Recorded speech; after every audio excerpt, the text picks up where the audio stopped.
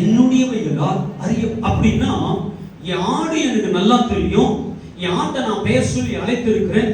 அது எனக்கு சொந்தமான ஆடு. நான் தான் அதற்கு பேர் வைத்து, நான் தான் அதற்கு உணவு கொடுத்து, நான் தான் அதை வெளியே கொண்டு போய் மீண்டும் பட்டியலை கொண்டு வந்து சேர்க்கிறது, அதெல்லாம் நான் அறிந்திருக்கிறேன் என்று சொல்லி அவர் என்ன தெரியும் சொல்றாரு? அந்த ஆடுகளுக்காக என் ஜீவனையும் நான் கொடுக்கிறேன். சொல்றது புரிஞ்சுச்சுனா கையெழுத்து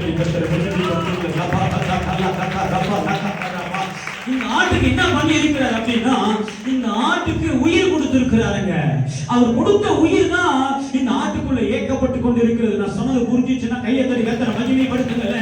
அவர் கொடுத்த ஜீவன் தான் இந்த ஆட்டுக்குள்ள ஏக்கப்பட்டு கொண்டு இருக்கிறது.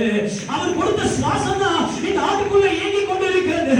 அவர் கொடுத்த அந்த உசிரை தான் இதற்குள்ளாக எல்லா உறுப்புகளையும் அணுக்களையும் இயக்கி ஒரு நல்ல சிறந்த மனுஷனாய் நல்ல ஆடா இந்த உலகத்துல நடக்க வச்சுட்டே இருக்கிறாரு. நான் சொன்னதெல்லாம்